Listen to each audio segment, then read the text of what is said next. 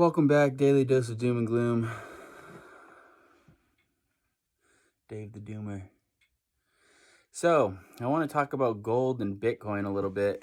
All these people my age and younger are so obsessed with Bitcoin, but none of them are interested in gold. And I worked in gold for a long time. I worked on a gold mine when I was younger, and I've been very interested in gold since I was really young. I've collected coins since I was really young, and it's benefited me great. Actually, the property that I live on, a good portion of this property was paid for by coins that I started collecting when I was 10 years old.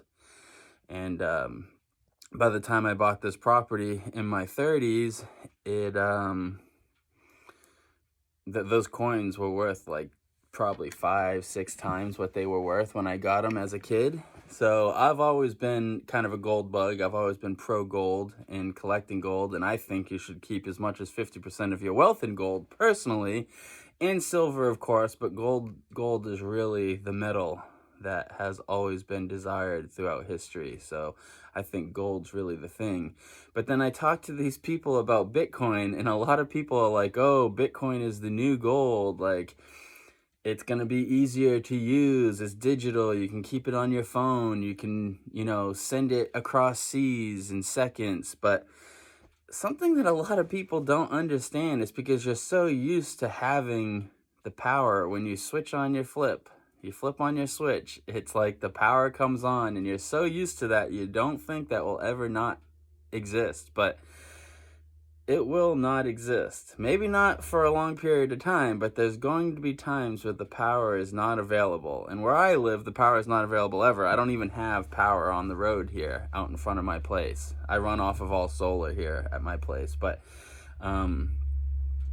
even if I would have no choice. Even if I didn't want to use solar, which I do, I would have no choice because there are no pole lines out in front of my house. The closest pole line's 4 miles away, and they want like 25 grand to put pole lines down here if I wanted power. So for 25 grand, I could buy enough solar to power a mansion. So I definitely would never pay the power company 25 grand to put in poles. That makes no sense.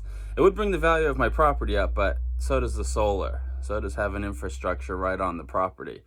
So anyways, back to the Bitcoin. It's like, these people don't understand that if the power is off, you cannot use your Bitcoin. Like if we had an EMP that went off in the sky from a nuclear conflict, your Bitcoin would be useless. Like, you would not be able to transfer it. There is no way to validate or verify a transfer of a Bitcoin without power, without a lot of power. Like, multiple places need to have power for you to make that transaction, not just you. But most importantly, you have to have power. If you don't have power, you're not going to be sending a Bitcoin to your buddy. Like, it's not going to happen.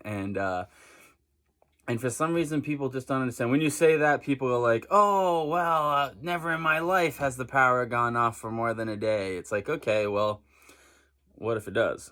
Like, I always hear, never in my life has this happened. Well, what if it does?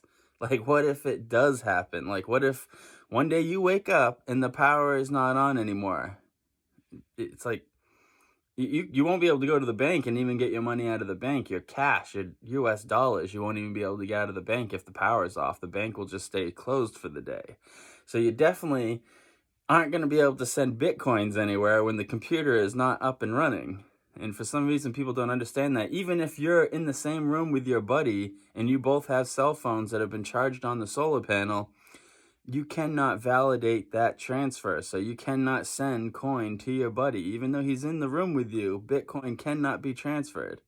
So I just want to make a quick video about it. I want to know what you guys think in the comments, because it's like everybody I know has been obsessed with Bitcoin the last few years. And I made a bunch of money off of crypto when it first started. I was day trading, and I bought a bunch of Doge when it was really low, and I sold out of that when it hit 72 cents the night that Elon Musk was on Saturday Night Live. I sold pretty much the bulk of that night at 72 cents, which is the top of the market. So yeah, I'm happy with how that went, and I love trading crypto. I've always had fun with crypto, but at the end of the day, Bitcoin is not going to replace my gold ever. That's not even a thought in my mind that it would ever do that. So I think gold is king. I want to know what you guys think down in the comments. Dave the Doomer, a daily dose of doom and gloom. Let me know what you guys think.